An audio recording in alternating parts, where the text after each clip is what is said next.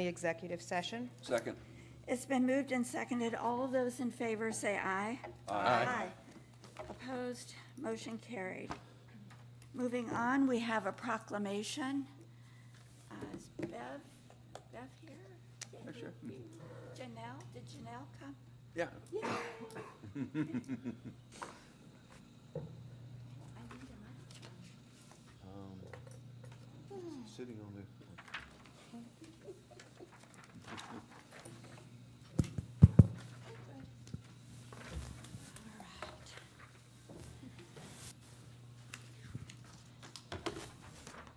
Hi, ladies. How are you? Face our folks. And could we get a picture, maybe? Oh, yes. Somebody? Oh, you got it? Casey? Okay. Sorry, you got it. Oh, All sorts of areas. There you go. oh, from all angles. Okay. Okay, so this evening, we have a proclamation. Whereas the public procurement profession plays a significant role in the efficiency and effectiveness of both government and business. And whereas, in addition to the purchase of goods and services, procurement professionals add value to the organization by performing such functions as executing, implementing, and administering contracts, developing strategic procurement strategies, and cultivating working relationships with suppliers and other departments within the organization. And whereas public procurement professionals in the city of Piqua and in other public and private organizations have tremendous influence on the economic conditions in the United States with accumulative purchasing power running into the billions of dollars. And whereas the public procurement professionals in the city of Piqua are committed to providing high caliber, strategic, logistical, and operational support of all departments within the city of Piqua. And whereas the public procurement professionals in the city of Piqua recognize, support, and practice the public procurement values and guiding principles of accountability, ethics, impartiality, professionalism, service, and transparency established by the NIGP, the Institute for Public Procurement, as fundamental tenets of the public procurement profession. And whereas NIGP has proclaimed the month of March as Procurement Month to further expand the awareness of the procurement professionals' role to government officials, the general public, business, and corporate leaders. Now, therefore, I, Cindy Pearson, Mayor of the City of Piqua, Ohio, do hereby proclaim the month of March 2023 and as Procurement Month and March 8th, 2023 as Procurement Professionals Day in the City of Piqua, and urge all citizens to join the City of Piqua in recognizing Beverly Yount and for her outstanding performance, achievements, and professionalism, earning her the Central Ohio Organization of Public Purchasers Buyer of the Year Award for 2022. In witness thereof, I hereunto set my hand and cause the seal of the City of Piqua, Ohio, to be affixed this 7th day of February 2023. Cindy Pearson, Mayor. Congratulations. All right. We appreciate all your dedication and hard work. Janelle, thank you very much. Thank you. All right.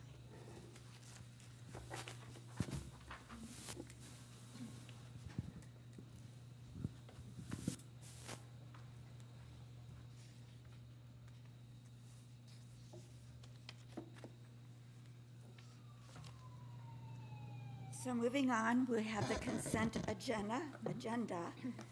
Approval of the minutes. Approval of the minutes from the January 17th, 2023 regular commission meeting. I move move that we approve the consent agenda.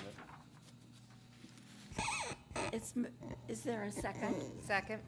It's been moved and seconded. All of those in favor say aye. Aye. Opposed? Approval of the minutes. Resolution number R17-23. A resolution appointing a member to the Park Board. Okay. Your This- Honor, each one of these is a consent agenda item. We can read them all off and vote on them at the same time. Okay. Do you want to continue? Resolution number R1823, a resolution appointing a member to the Park Board. Resolution number R1923, a resolution appointing a member to the Civil Service Commission. Resolution number R2023, a resolution appointing a member to the Civil Service Commission. Resolution number R2123, a resolution appointing a member to the Civil Service Commission. Resolution number R2223, a resolution appointing a member to the Energy Board. Resolution number R2323, a resolution appointing a member to the Utility Board. Resolution number R2423, a resolution appointing a member to the Planning Commission. Park Board Annual Report. Okay. So may I have a motion to accept these resolutions? I make a motion, we accept the consent agenda, which includes these resolutions. Second. Thank you. It's been moved and seconded. All of those in favor say aye. Aye. Aye. Opposed? These resolutions are carried.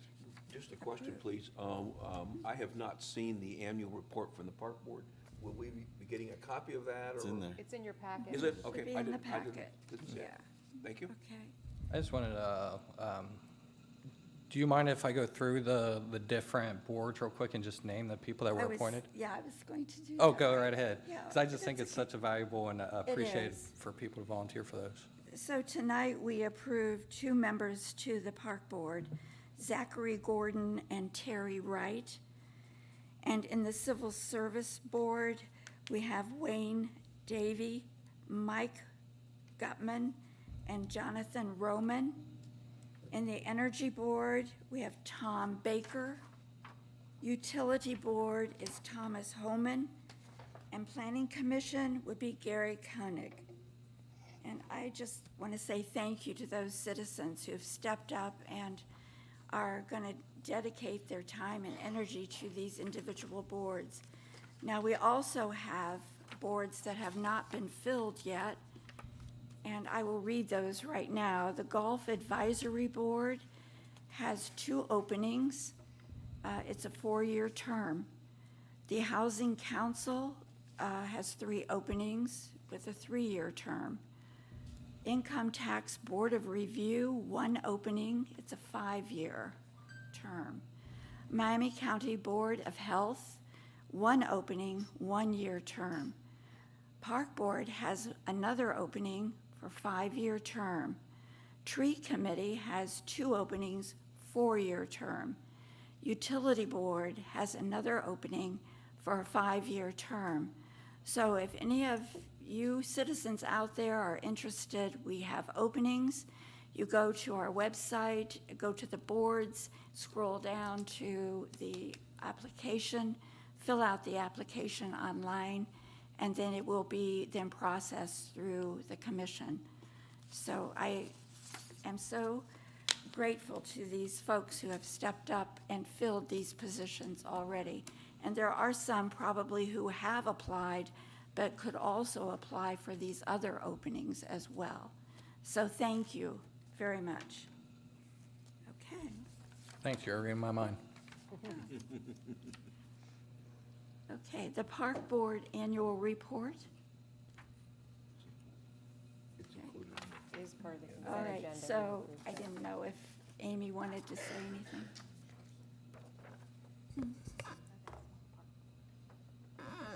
Good evening. So yes, According to the ordinances for establishing the park board, there's been a longstanding requirement that the park board provide an annual report to the city commission. And to my knowledge, I don't know that that's ever been done. If it has, it's been quite some time. So at the park board, we decided that we were going to make an attempt to actually do that this year for you all. It's a very simple report, just explaining the proceedings that took place at the park board meetings this year or past year, what items they made recommendations on to the city commission, and what their recommendations are moving forward.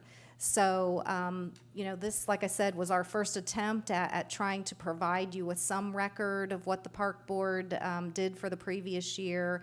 So if there are items or things that, the city commission would like to see in the future, we would make those recommendations back to the park board. Are the minutes of the park board's meetings made public Yes, they're all posted on the city website. for every board as well?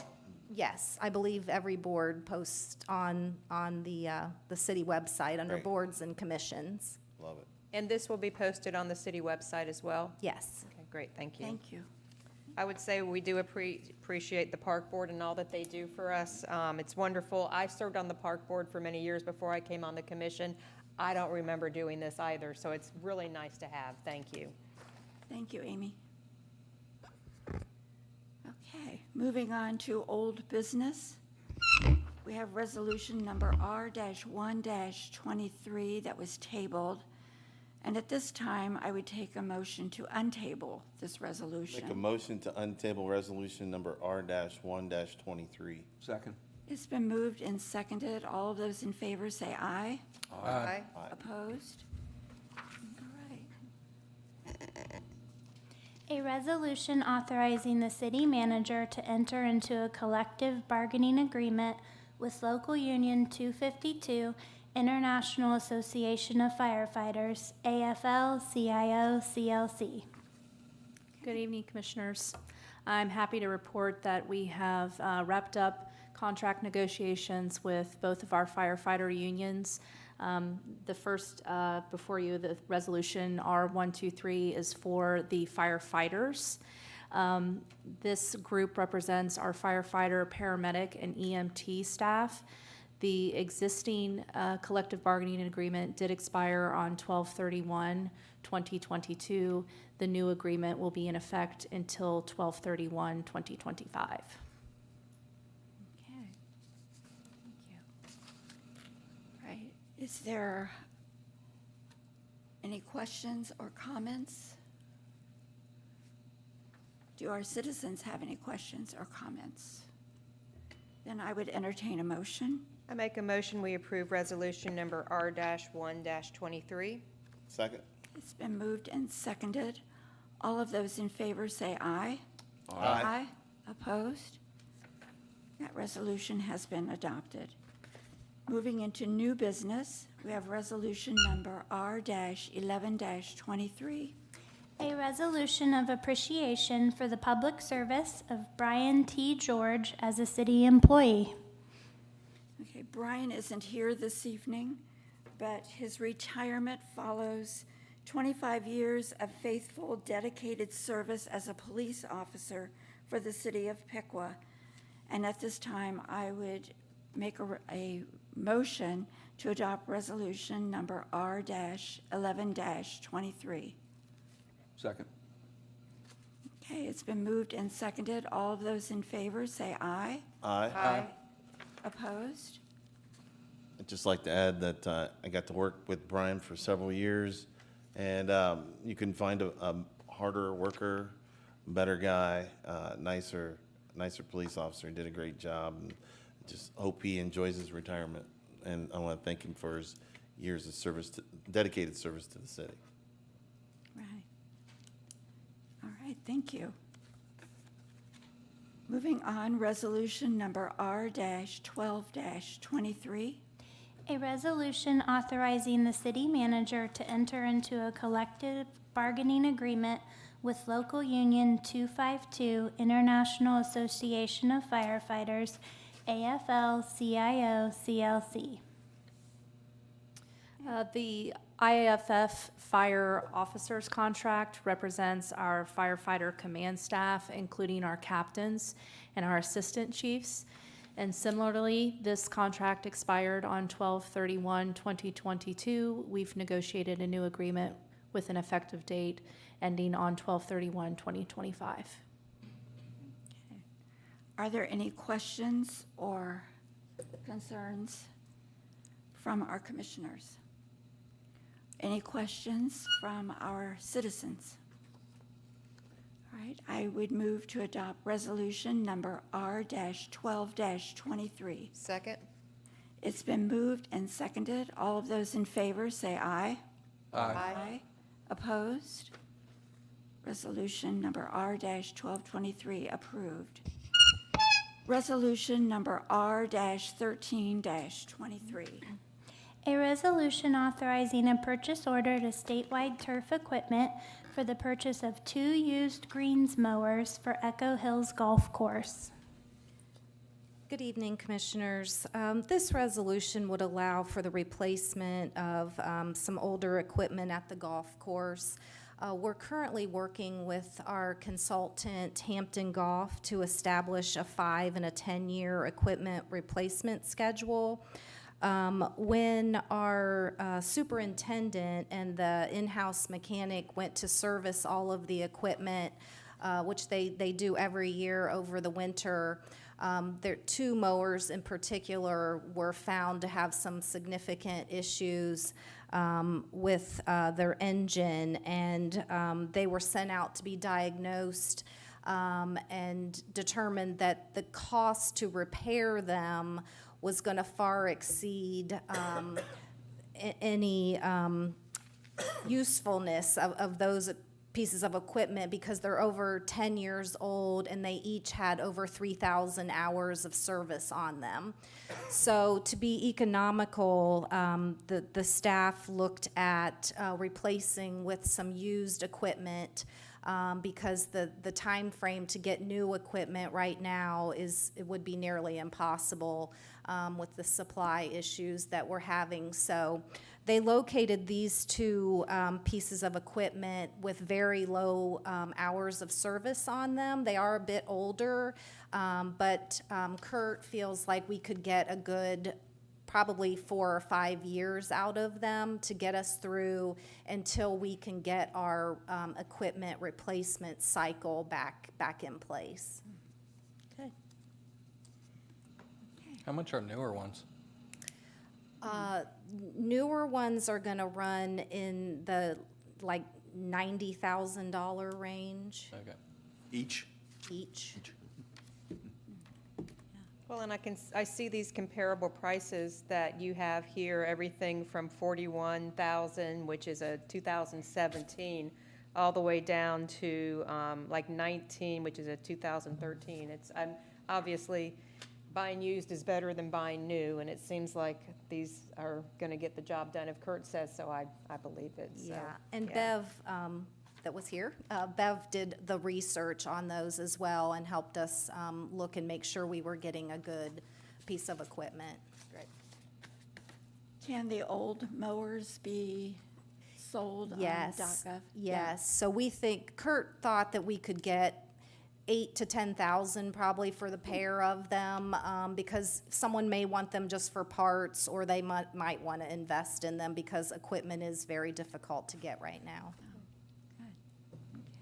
You know, I see that's not a budget item, and so are we looking at other reductions in capital to help offset these? Yes, absolutely. We don't want to increase our budget any further, so we've already discussed some areas that we could cut if we need to, if revenue doesn't meet our projections and where we're at, so, yep.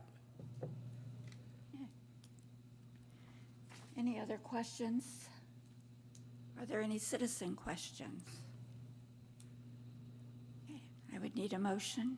Make a motion, we approve resolution number R-13-23. Second? It's been moved and seconded. All of those in favor say aye. Aye. Aye. Opposed? This resolution is passed. Resolution number R-14-23. A resolution authorizing a capital improvement pass-through grant agreement for the Piqua Downtown Riverfront Improvements Project. Good evening, Commission. The 134th General Assembly of the State of Ohio authorized an appropriation of funds in the amount of $150,000. It's a pass-through grant with no local match, and that was put in place with the help of Senator Huffman's office. I'd like to give credit to his office for helping us with that.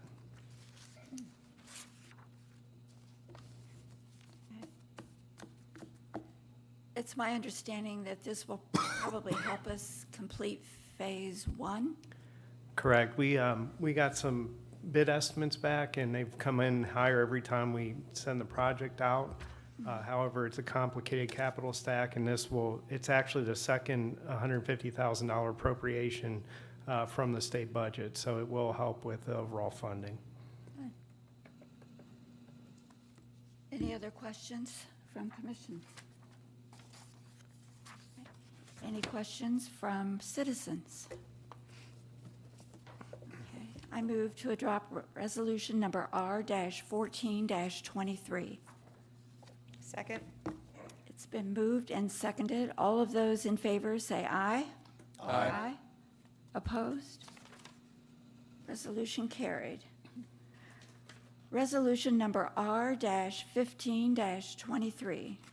A resolution authorizing the lease of existing surface parking lot improvements occupying parcels N44001890, N44001330, N44001340, N44001320, N44001390, N44250046, N44001860, and N44001870, and the construction of surface parking lot improvements on parcel N44250088 for public parking. Good job. Say that again quickly. Good evening, Commission. So this has to do with the parking lot adjacent to Park National Bank, as well as the parking behind the building on the corner here. It's 4 different parcels, but it also includes 11 future spaces that would be constructed on the city park. That's basically just a green space on the corner of Water and Main Street. With this, it would include 37 additional spaces for overflow parking at Crooked Handle or other venues downtown that currently the parking's prohibited at nighttime and on the weekends. This resolution contains signage that would be appropriate. Correct, sir. So it will include signage and then general maintenance of the parking lot as part of the agreement, including snow and ice removal. And it includes handicap parking additions as well. Correct. And I know there's a need for additional handicap parking downtown, and there should be a parking study completed this spring that will address that.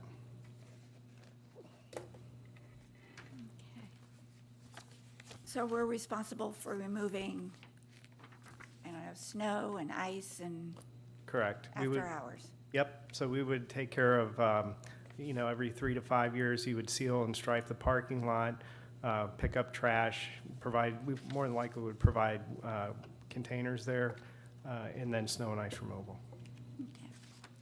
In exchange, then we gain additional parking spots that are already existing and in the area that's going to be desirable anyways. That's correct. And, quite frankly, I've done these agreements before because what happens is when you get pressure on private parking lots, a lot of times the building owners will cord them off after hours.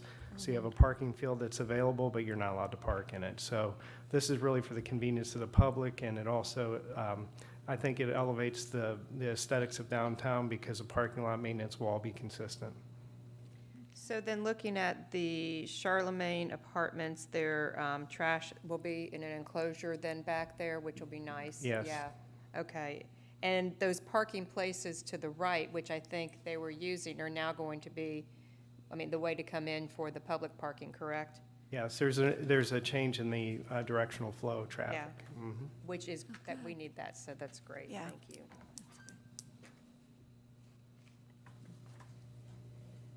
Are there other questions from commission? Questions from our citizens? We need a motion. Make sure I got the right one. I move to adopt resolution R-15-23. Second. It's been moved and seconded. All of those in favor say aye. Aye. Opposed? Resolution carried. Resolution number R-16-23. A resolution authorizing the lease of existing surface parking lot improvements occupying parcels N44-001-310 and N44-001-900 for public parking. So very similar to the last resolution, this is with Winans at their administrative facility across the street from Crooked Handle. And currently, they have 31 spaces that can be used for after-hours and weekend parking, very close and adjacent to be it Lucky's or Crooked Handle. All right, are there questions or comments from commission? Question or comments from citizens? I move to adopt resolution number R-16-23. Second. It's been moved and seconded. All of those in favor say aye. Aye. Opposed? Resolution carried. It's time for public comment. This is an opportunity for citizens to address the City Commission regarding agenda items, issues, or to provide information. Comments are requested to be limited to 5 minutes, and specific questions should be addressed to the City Manager's office. The City Manager's office will respond at the following meeting during the City Manager's report.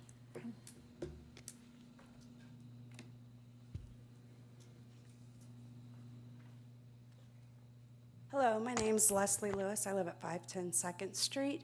I would like to see about getting Mr. Patrizio extra help when dealing with misdemeanor prosecutions here in the city. Recently, he let charges be dismissed against someone that has a record of a number of incidences in the past to adults, and now this person has moved on to juveniles. So I don't know if Mr. Patrizio needs to not handle prosecuting crimes against children, or if he needs additional help in his office, but something needs to be done because this person has a lengthy history of incidents like this, and the ball keeps getting dropped. He said some sexually explicit things to my 13-year-old neighbor and grabbed her rear end the beginning of October. Mr. Patrizio's office decided to dismiss the charges, did not send a Marzi's letter to the victim or her parents. And so no one knew what was going on with this. The person in question, according to Mr. Patrizio, has the mind of an 8-year-old, but he's been doing this stuff since high school when he graduated in 2017. So at this point, not only is he a safety issue for the women of our town, he's also now a safety issue for the children in our town. A week prior to what happened to my neighbor's daughter, he followed a child from PCIS and was saying sexually explicit things to them also. We have to do something to protect not only the women in our town, but the children in this town. I don't know if Mr. Patrizio can't handle all of his duties or if he can't handle prosecuting someone with special needs, but when it becomes a safety risk to not only the women, but also the children in this town, the ball has been dropped. So you need to get him some help or get someone else to handle prosecuting misdemeanor charges against people having crimes against juveniles. Thank you. Thank you.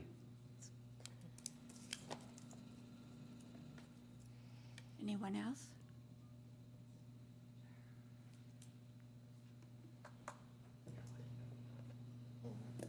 Eva Silvers, 319 Third. I guess I'm not going to help by adding to what she just said. We all agree that Piqua is a place where our kids should be safe, right? Everyone? Yeah. Okay, our kids should be safe. And I understand that we have county and federal guidelines to follow too. What I'm not quite clear on, I know Mr. Vetters, you're aware of this. I have before me 2 separate people. One who has a rape charge, one who has multiple with failure to provide address. What I'm unclear on is why there is a community building that receives community aid that is allowing sexual predators to use their address. I know with Eastgorn, normally it is, and Chris, you can correct me if I'm wrong, it must be a viable address that they live at. Is that not still the case?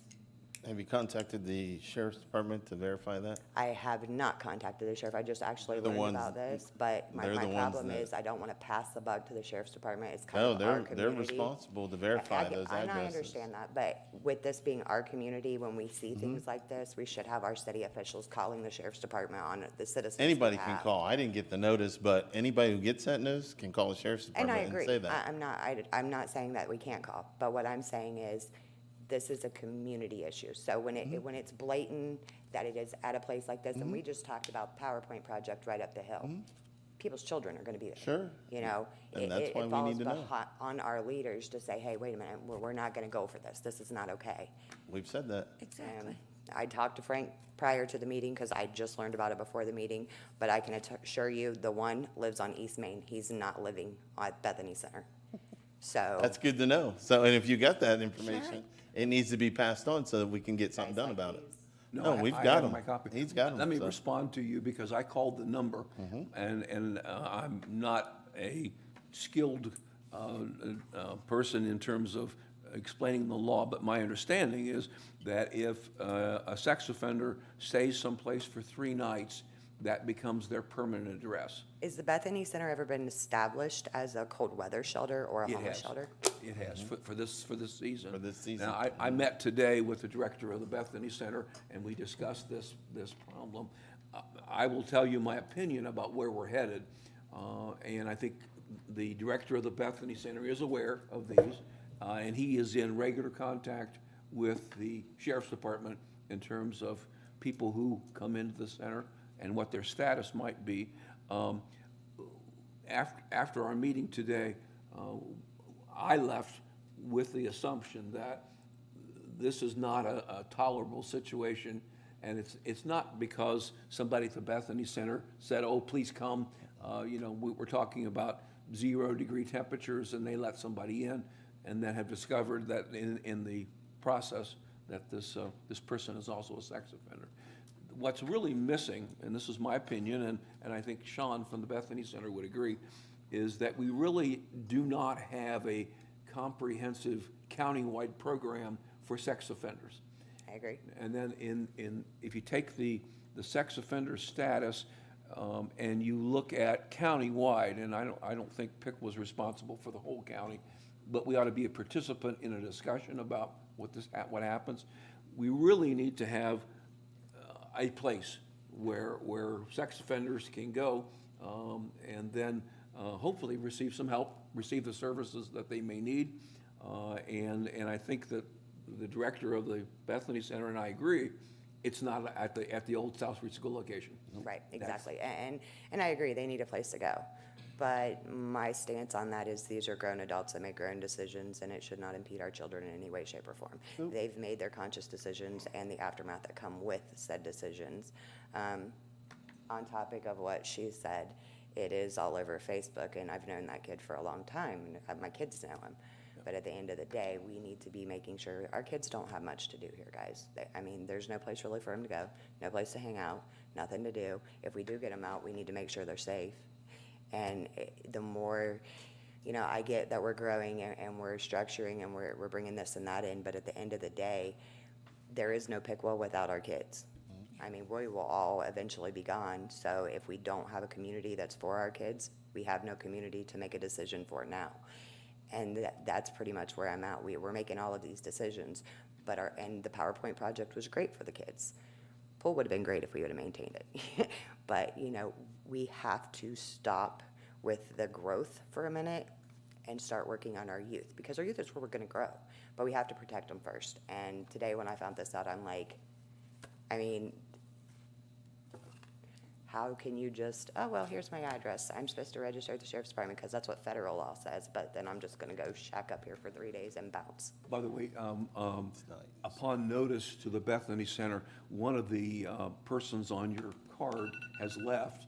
The other person has also left, so they're not currently living there, but they show up on the card because one of them at least was there 3 straight nights.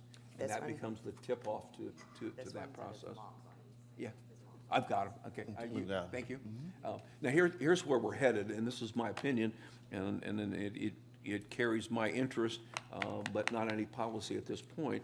I think there is interest between Piqua and Troy in terms of trying to look at the problem and then trying to design a program that meets the weather-sensitive situation as well as the needs of the citizens, and especially in the surrounding area. Okay, And I- right. And I think Our city we've manager. talked about that. I think there's gonna be more discussion about that. My understanding is that the cold shelter has opportunity to exist until the end of March, I believe, is what I understand. And so because of that, there will be serious discussion, and hopefully there'll be some public discussion, and you can get a chance to know. Will you be meeting with Bethany Center again? I'm sorry, please. Will you be meeting with the gentleman from the Bethany Center? We're gonna be again? meeting on a regular basis. Is there a way, I know they keep a list of people that stays, so maybe when they take the name down to stay, they run a background check through Eastcoin? Yeah, they don't do a background check at that moment, however, I think they do it. And I understand from Commissioner Lee that there is a Program out there. a computer program that Right. you can access with that. And that's certainly one of the things that needs to be improved in the program. So I We can think, get a grant to do that, that would be Yeah. helpful. So, and Schools there are have grants a out there. program It's that, Raptor. I that use if it you at my come school. into the school, you swipe your driver's license, and if you have that type of Or offense. any it- ID, just identifying information, you put it in there, and it gives you a background on that person. We were So- trying to add that with the child registry thing with Brent's case, but we're not there yet. Well, the thing is, we need to get grants, and there are grants available for stuff like that, that we could add to that, so. your Do we have concern is, any money in our general fund that we could put towards that as the city now?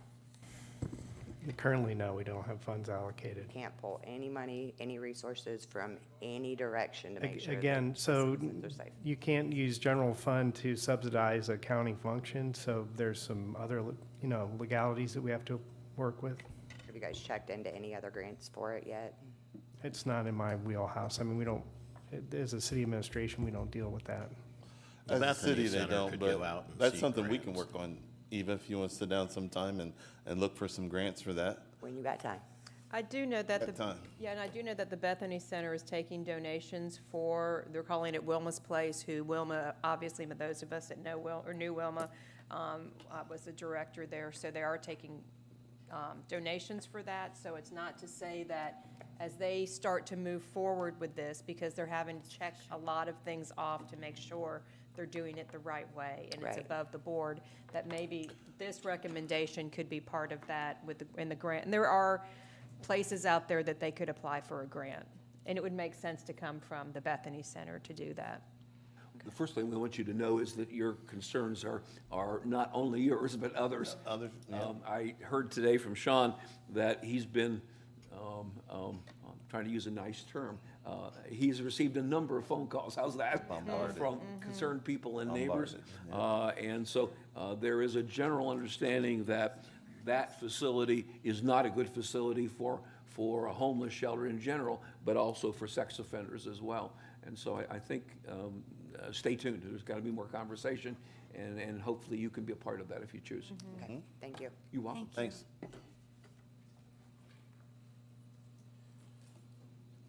I'm not gonna, my name is Clinton Kellis. I am the stepfather of the 13-year-old. What's your address, sir?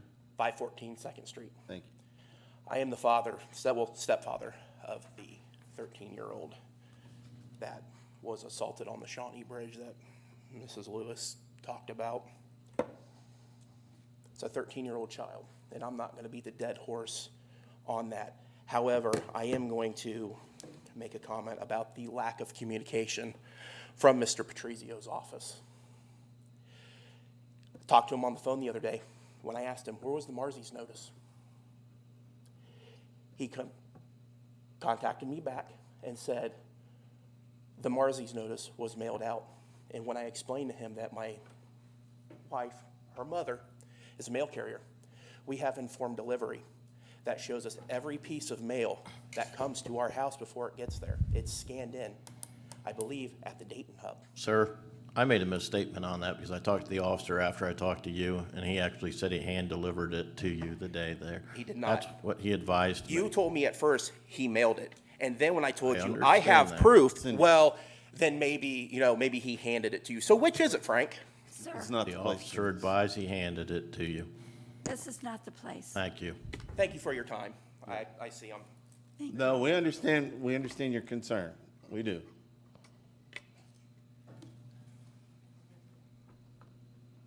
Anyone else?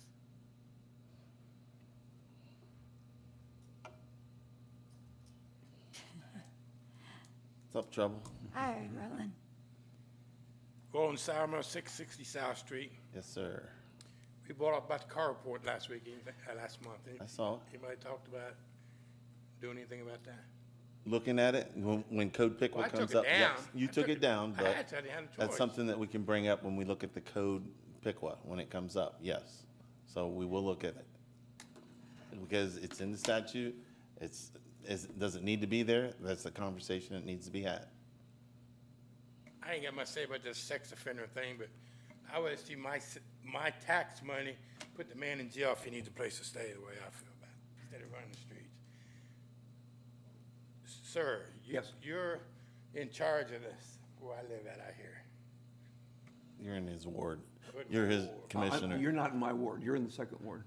Who's that? Mrs. Pearson? I am. You are, okay. The ward divides Gordon Street, I believe. Gordon Street. Yeah. Close. Huh? You were close. Not close, I beside. Okay. I got in trouble for carpool, and I got in trouble for some Right. property that was mine and stuff.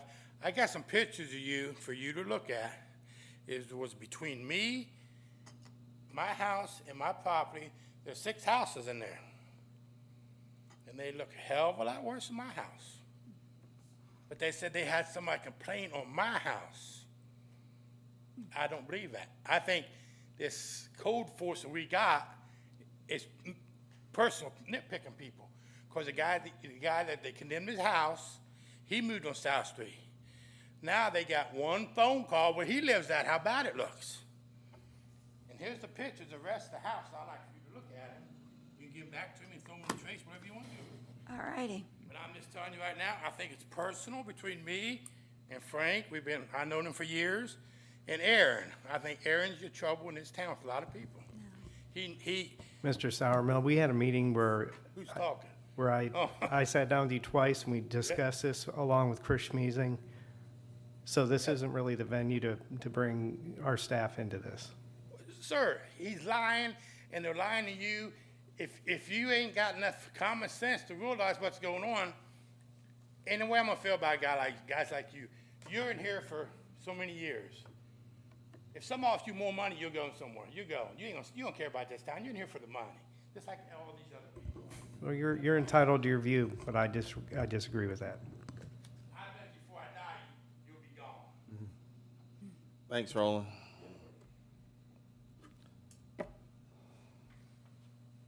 Mr. Hamilton. Good evening. Good evening. My name is Larry Hamilton, and I live at 1104 Maplewood Drive here in Piqua. And I'm coming to pay tribute this evening to Black History Month. Thank you. And I'm going to be using a agenda from Move to Amend. You have 5 minutes, just know that, okay? Black History observances this month will acknowledge people and events deserving to be remembered in the past and supported in the present in the quest for justice and peace for all African Americans. Observances should include how corporations and those of immense wealth have amassed political power and economic wealth by exploiting racism toward people of color, especially African Americans in this country over several centuries. The Royal African Company and other British Crown corporations transported slaves to the American colonies. The Fugitive Slave Clause of the U.S. Constitution, Article 1, Section 2, Clause 3, mandated that escaped slaves, the property of slave holders, when caught, had to be returned to their owners. The 3/5 Compromise in the Constitution, Article 1, Section 2, Clause 3, defined slaves which had no political rights as 3/5 of a person in determining a state's population to ensure that Southern states would have more votes in the Electoral College to perpetuate slavery. J.P. Morgan Bank used slaves as collateral for loans to slave owners in the 19th century. The 13th Amendment contained an exceptions clause.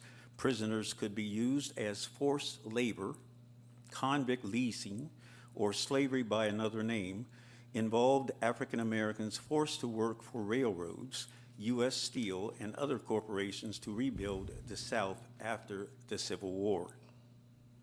African American strikebreakers were used widely in the meatpacking, steel, coal mining, automobile, and railroad industries between the end of the Civil War and New Deal to stoke racism between white and black workers to prevent the rise of unions. Housing, automobile, and construction corporations profited by laws, including discriminatory FHA mortgage underwriting that promoted redlining of neighborhoods to maintain high housing values, especially in suburbia.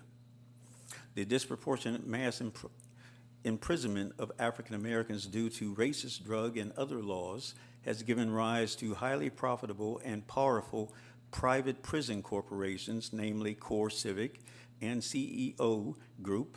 The Prison Industries Act, promoted by ALEC, the American Legislative Exchange Council, has expanded prison labor and financially benefited many companies, among them Victoria's Secret, Whole Foods Markets, Walmart, Microsoft, Starbucks, BP, Nintendo, AT&T, Target, Dell, Eddie Bauer, and Boeing.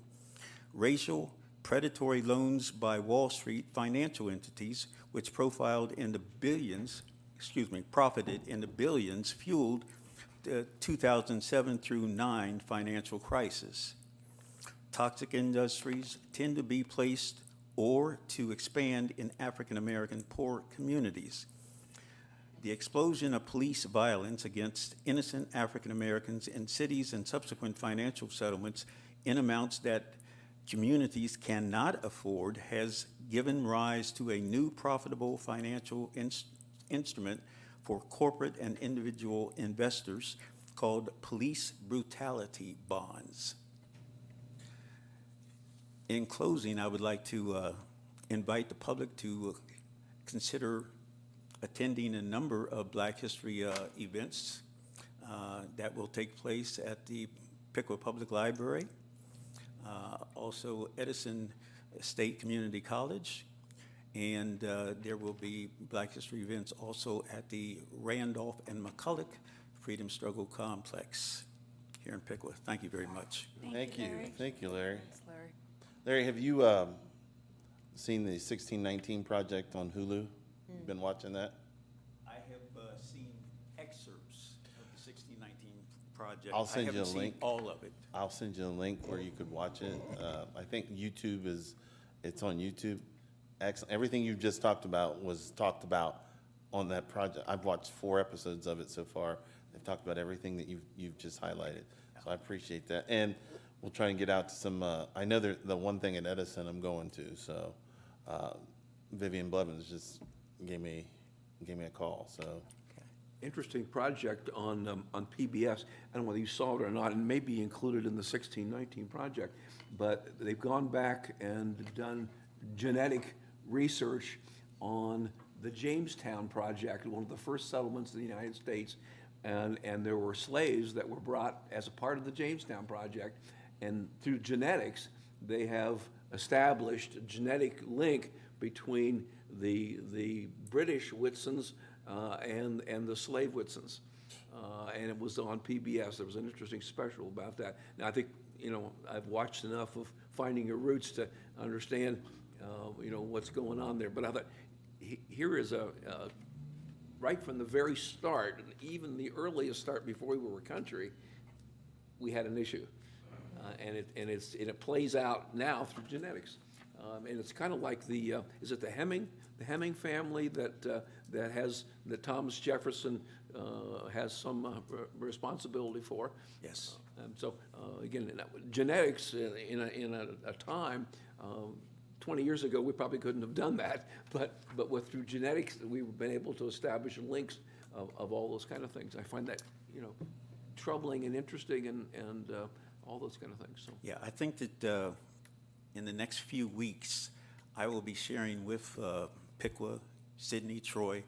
These are what I call Randolph connected communities.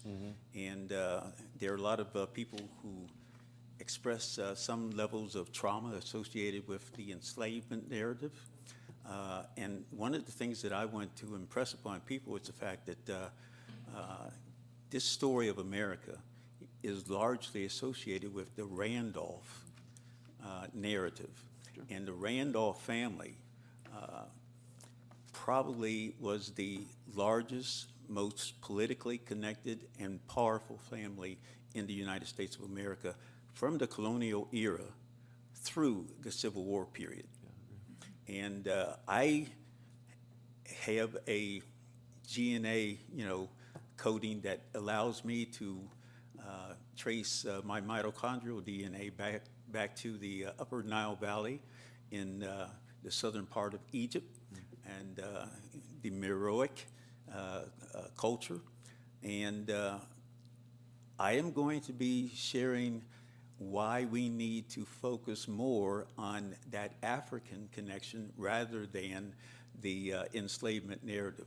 And I think that Piqua, again, is well connected and can be a distinct difference in terms of how we portray ourselves to this growing demographic of people of color within the United States. Just for clarification, it's probably helpful for some who may not know the history of the Randolph Free People. Again, a group of former slaves freed by their landowner. It took 12 years for the court to decide they really were free.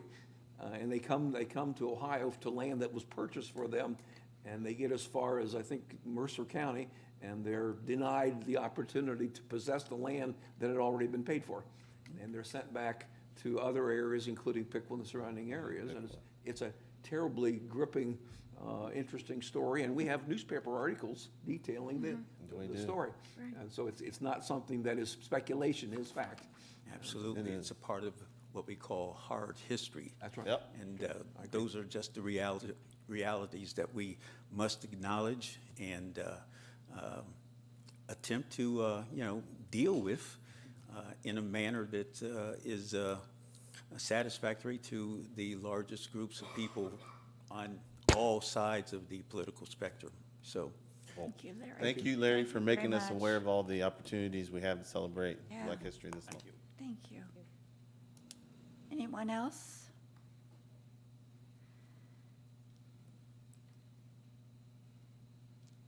Hello. Danielle Drylene, 1038 Nicklin. So the last time I was here, I was asking about what the plans were for some of the land that was being bought by the city for development.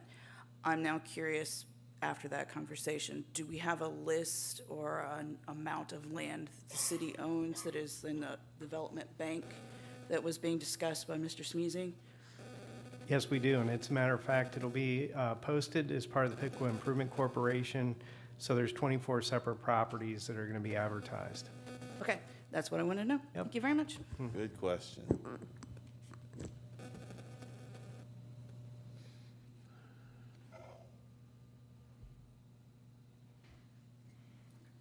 Russ Fashioner, 801 Forest Avenue. Park and Forest, the corner for those who don't know, and I think you commissioners all know where I live. I want to say something, not what I came up here to talk about, but as this meeting, the way I understand it, I think it goes back when I was in Scouts and Government Day. This podium is here to address you 5 people, not the people over here. No, Just for your knowledge.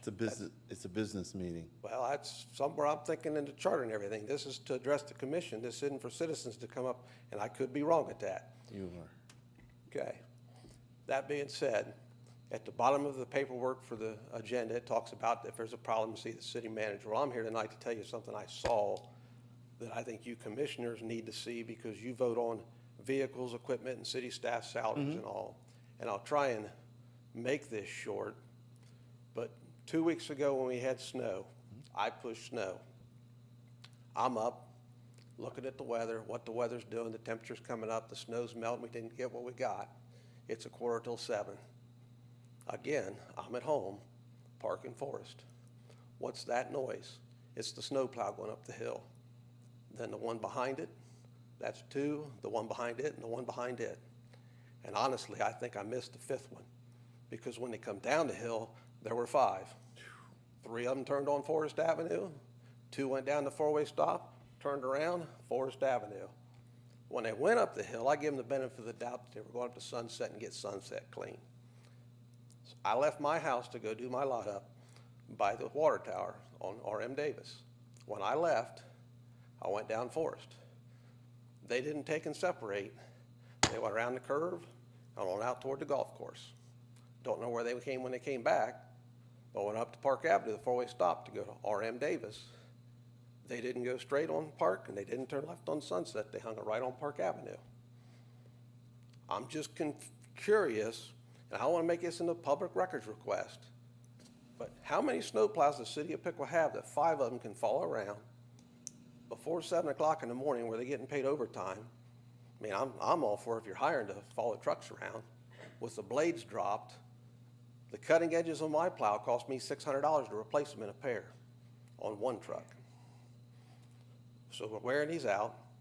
So I left R.M. Davis, went out to the vet on Brown Road, come back. At that point, there are 5 trucks coming across Sunset. From there, I went across to the Harley store. I saw the same 5 trucks go out 36. How many trucks did we have doing the rest of the town? Made no sense to me. But as commissioners, and you vote on what people get paid, the budget and all, I personally thought this needed to come to you, not the city manager's office. Thank you. And I thank you for your time. No, thank you for telling us. Thank you. So, Mr. Fashioner, I'd be happy to respond to that. So I've been in government 32 years, and out of that 32 years, I've been doing snow and ice, approximately 20 of it. And I can tell you in different conditions from northeast Ohio, 200 inches of snow up in Ashtabula County down to Virginia with, really bad ice storms. Our program needs some overhaul. Part of it is that we don't have a snow and ice plan in place right now. When you look at the routing is not set up so that it's equal to all the trucks with deadhead time back to get salt. Just simple things like that. With our new arrangement now with Amy Welker being the assistant city manager that's over Public Works, we're gonna have a much more structured program. You'll be able to see the snow and ice plan before next winter. You'll be able to see what the routes look like. And if you see that again next winter, feel free to call my office because that's where it starts. Call us as well. Are we still looking at on the GIS where you can see where all the snow trucks are? Correct. And if you look at snow going with the city of Dublin, that's essentially what they have. So if people are concerned on where their streets are, you'd actually, from your phone, be able to see where each truck is? Yeah, the first phase was getting GIS implemented, so that was this year, and then hopefully next year we'll have that stood up. I know we were told that main routes would be done, but if 5 are following the same route, I mean, that, I understand where his concern. Absolutely, and I appreciate the information because, as an operator myself for many years, you shouldn't be dropping a plow when it's dry, number one. Yeah. And if temperatures are dropping, and actually we're supposed to be using the FHWA treatment plan that has 10 different treatment schedules that talk about how many pounds of salt you put down a mile, whether you're plowing, what are the weather conditions? Is it getting colder? Is it getting warmer? And that should adjust what the actual operator is doing. And that we're not implementing that yet, but that is coming. Just another question along the same line. Does the same plan include the street sweeper? That would be the same thing. So we are looking at, the adequacy of the street sweeping program, and once we get GPS AVL on that and set up the routes, it'll be definitive that you'll know when the street sweeper's gone by. Yeah, great, very good. Thank you. You know what date that was on? Okay. Yeah, it was melting. Thank you. Thanks for bringing that to our attention, though. Any other comments? All right. City managers report. Yes, good evening, Mayor and Commission. There were no responses from the January 17th meeting that I need to address this evening. However, I'd like to remind everybody to sign up for Smart Hub. It's been activated since December 5th, I believe, and it really is an incredible addition to the utilities. So when you're making a payment through Smart Hub, it's applied immediately. There's no delay. Typically, the way the old process worked was there was 2-day delay between the time you made payment and the time that it was accepted. So I would encourage everybody to sign up for that. In addition to that, it also tracks your usage. So if you're on your phone and you want to know how much your Christmas lights are costing you compared to last year, you can pull it up and see what your usage is. Lastly, I'd also ask everybody to sign up for notifications on the city website. It'll give you a litany of choices, so you can pick the Planning Commission, BZA, regular commission. But when you sign up for those notices, you'll get information that has to do with all these board meetings, which are essentially business meetings for the city. So if you're really interested in what goes on, just please sign up for that. And with that, that's the end of my report. Could you respond to the question that was asked earlier about street signs and the unifying and printing of street signs? Correct. It's my understanding all the sign blanks have been made, and so we're putting together a program. Again, this is a programmatic that doesn't exist. Typically, the sign crew goes out and does maintenance or responds to complaints or whatnot. But we'll be setting up a program that'll be focused on doing zones in the city, so you'll see all the signs be straight and all changed out. We'll have that map put together. Again, it'll be a GIS map, so you can see when they're going to be around and work in that particular zone or ward. One more question. I had an email from a citizen. We talked, I think, several meetings ago about trash out in Indian Ridge at its Seminole Way, and I wonder how we're doing with resolving that issue. I haven't heard anything further. I mean, I know that our planning department had been working with the developer out there to clean it up. I can check into that and I'll report back to you. Yeah, appreciate it. I got a recent picture via email, and it showed what I would call considerable debris. Construction yet to be debris, dealt with. yeah. Yeah. And we've been working with him to get that addressed, but if you want to send me the picture, I'll be glad to light a fire. Very good, thank you. Did we find anything out about the Kroger, behind Kroger's, speaking of trash? Amy, do you have any update on that?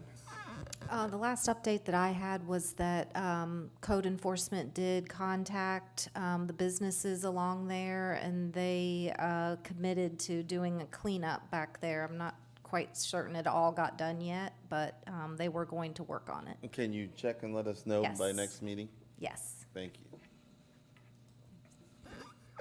All right, commissioners' comments. Vice Mayor Lee. Hey, I want to start by acknowledging that this is Black History Month. And I want to read a quote because sometimes people think that it's useless or even hopeless to come to these meetings, to participate into the city, to do anything, but there's more to it than just that. And the quote goes, "The best way to not feel hopeless is to get up and do something. Don't wait for good things to happen to you.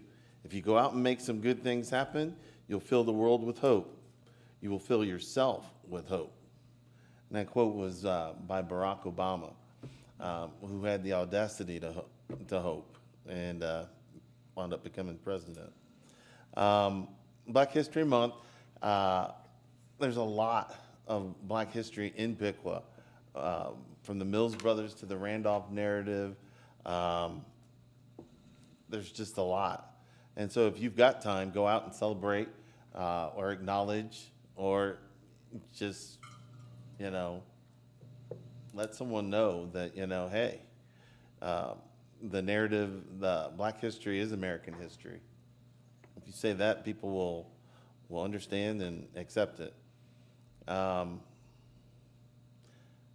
I think we're coming along on the chicken ordinance, moving on. Is that right, Mr. Patrizio? Chicken ordinance is going to go to the planning commission, and once it comes from the planning commission, it will come here. Moving along, that's what I wanted to hear. Piqua basketball is nice and strong, and so is Lehman.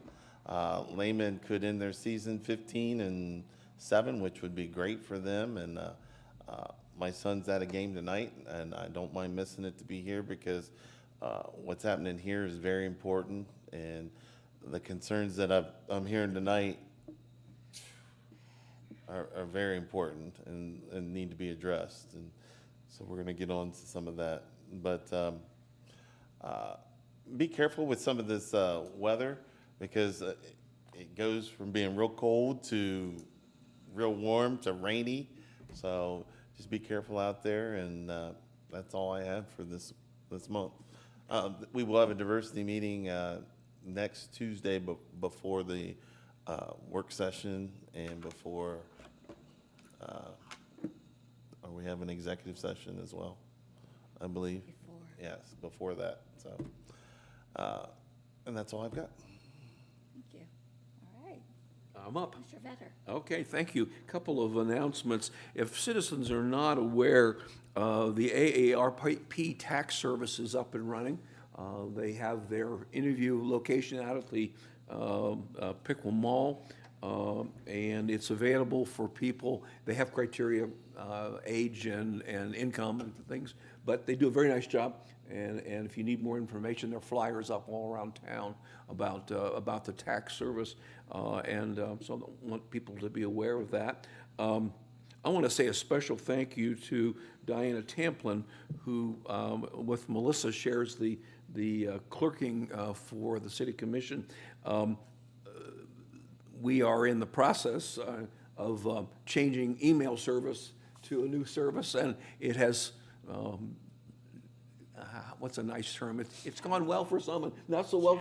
Challenging, a good word.